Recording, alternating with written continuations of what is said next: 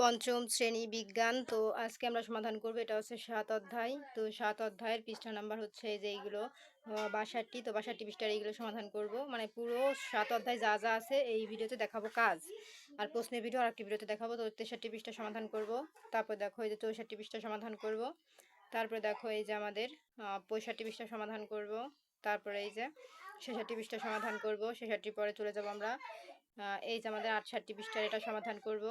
৬৮ পরে দেখো আমাদের আর নাই।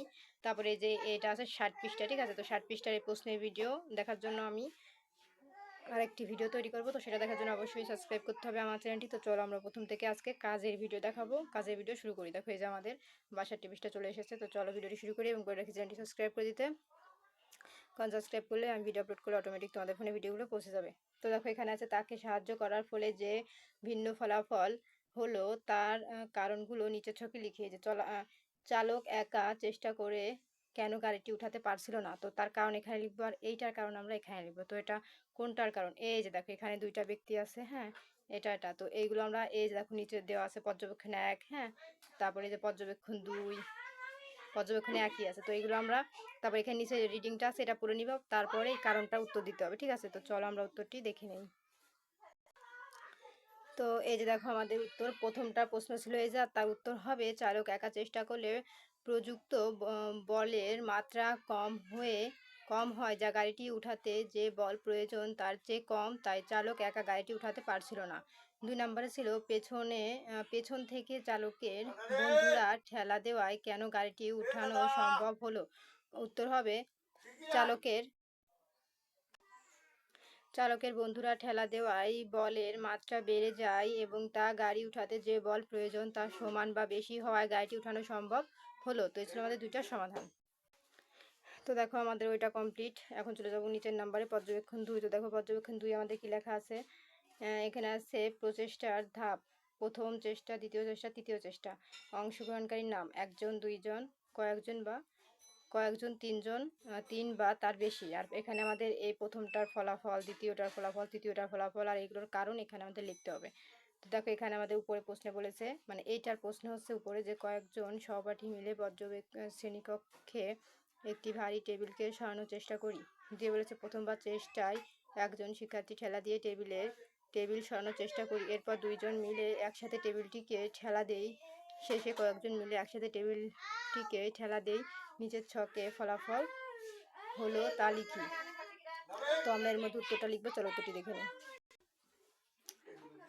তো প্রথম চেষ্টা হবে একজন, আর ফলাফল হবে সরানো যায়নি, আর কারণ হবে প্রযুক্ত বলের মাত্রা প্রয়োজনের তুলনায় কম। দ্বিতীয় চেষ্টা হবে দুইজন, আর ফলাফল হবে সরার উপক্রম, আর কারণ প্রযুক্ত বলের মাত্রা প্রায় প্রয়োজনের সমান।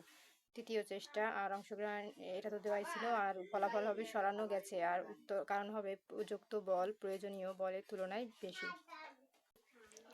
তো আমাদের এটার উত্তর কমপ্লিট। এখন আমরা চলে যাব পরবর্তী কাজে। তো দেখো এই যে এখানে আমাদের কিছু প্রশ্ন থাকে, এগুলোর উত্তর কিন্তু নিচে এগুলোই দেওয়া থাকে, পড়লেই পেয়ে যাবা, ঠিক আছে। ওটা নর্মাল, ওটার দরকার নাই। তারপর আমরা চলে যাব এইখানেই। এই যে আমাদের এখানে বলেছে যে একে বলেছে প্রশ্নে যে একটি খেলার বলকে বিদ্যালয়ের মসৃণ মেঝে এবং স্কুলের মাঠে ঘাসের উপর দিয়ে গড়িয়ে দেই। ২ আছে কোন ক্ষেত্রে খেলার বলটি বেশি দ্রুত অতিক্রম করলো তা পর্যবেক্ষণ করে এর কারণ লিখি। তো এখানে হচ্ছে প্রচেষ্টা আর এর পর্যবেক্ষণ এর মধ্যে লেখা লাগবে, ঠিক আছে। যেমন এখানে প্রথমে বলেছে খেলার বল বিদ্যালয়ের মসৃণ মেঝেতে গড়িয়ে দেওয়া, তো এটার পর্যবেক্ষণের ফলাফল ও তার কারণ আমরা এর মধ্যে লিখবো, এবং এইটার পর্যবেক্ষণের ফলাফল ও তার কারণ এখানে লিখবো। চলো উত্তরটি দেখে নিই। তো এই যে দেখো আমাদের উত্তর। তো উপরে যে প্রশ্নটা ছিল আমাদের বস্তুর ওপর ঘর্ষণ বলের প্রভাব পর্যবেক্ষণ, তার উত্তর এই যে দেখো এখানে আছে, আমি আর পড়লাম না, আমি নিচেরটা পড়বো। এই যে প্রচেষ্টা, খেলার বল বিদ্যালয়ে মসৃণ মেঝেতে গড়িয়ে দেওয়া, আর পর্যবেক্ষণ তার ফলাফল কী হবে, খেলার বলটি গড়িয়ে অনেক দূর চলে যায় কারণ মসৃণ মেঝেতে ঘর্ষণ বল খুবই কম থাকে। তারপর খেলার বল খেলার মাঠে ঘাসের ওপর গড়িয়ে দেওয়া, তো এটার পর্যবেক্ষণের ফলাফল কী হবে, যে খেলার বলটি গড়িয়ে অল্প দূরত্বে গিয়ে থেমে যায় কারণ মাঠের ঘাসের ওপর দিয়ে যেতে হয় অনেক বেশি ঘর্ষণ বল কাজ করে। তো এই ছিল সমাধান।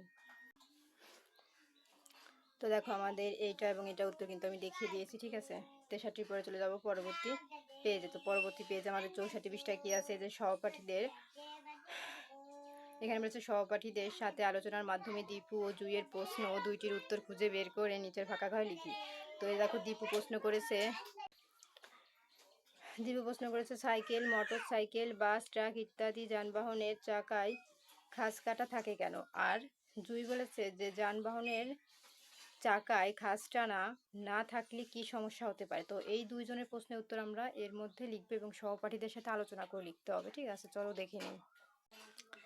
হ্যাঁ, এই যে দেখো আমাদের ফাঁকা ঘরটি ছিল, আর উত্তরে এই যে আমরা লিখেছি সাইকেল, মোটর সাইকেল, বাস, ট্রাক ইত্যাদি যানবাহনের চাকায় খাঁজ কাটা থাকে যেন চাকার সাথে রাস্তার ঘর্ষণ বল বাড়ে, তাহলে গাড়ির গতি নিয়ন্ত্রণ সহজে হয় এবং জরুরি মুহূর্তে ব্রেক চেপে গাড়ি থামানো যায়। যানবাহনের চাকায় খাঁজ কাটা না থাকলে গাড়ির গতি নিয়ন্ত্রণ করা কষ্টকর হয় এবং জরুরি মুহূর্তে গাড়ি থামানো যায় না, ফলে দুর্ঘটনা বেড়ে যায়। ঠিক আছে, তো এই ছিল কিন্তু আমাদের উত্তর।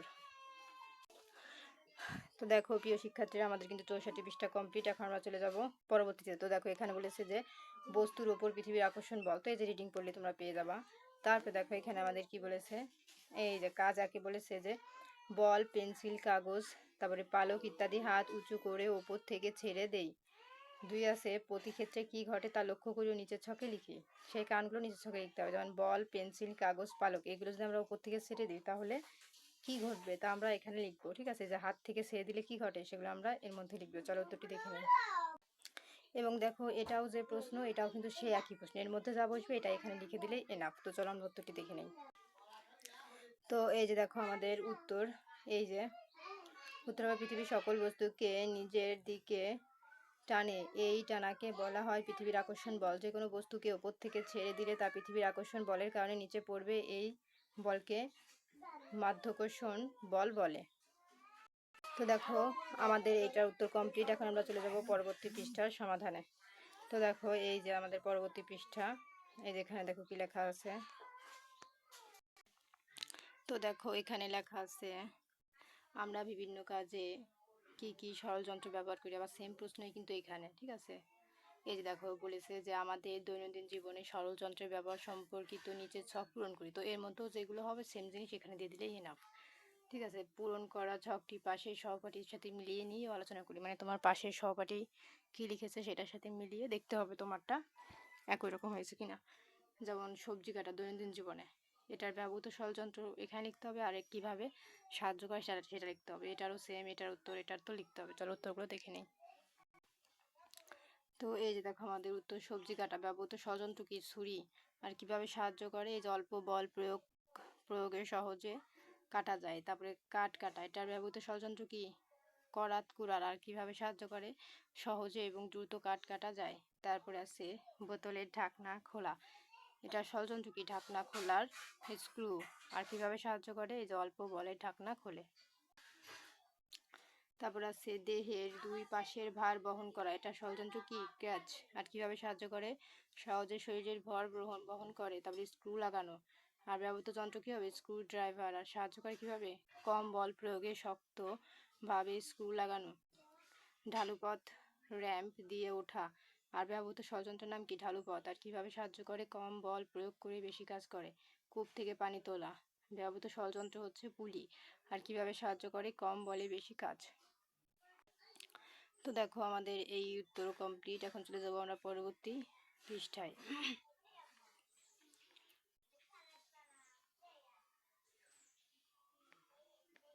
এই যে পরবর্তীতে আমাদের 68 পৃষ্ঠা, এখানে আরো একটি কাজ আছে। বলেছে যে এখানে বলেছে পাথরটা কি উপরে উঠলো, পাথর উঠাতে কি অনেক জোর লেগেছে।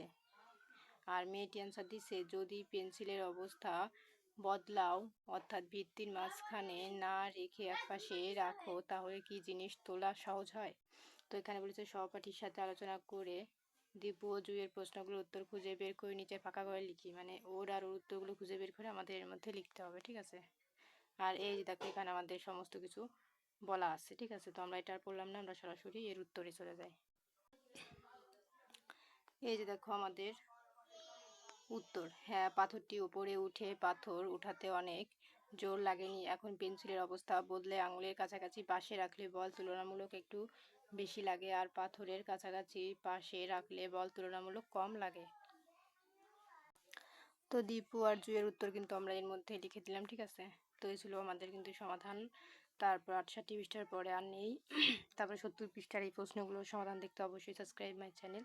ওটা ভিডিও আমি আরেকটি ক্লাসে দেখাবো।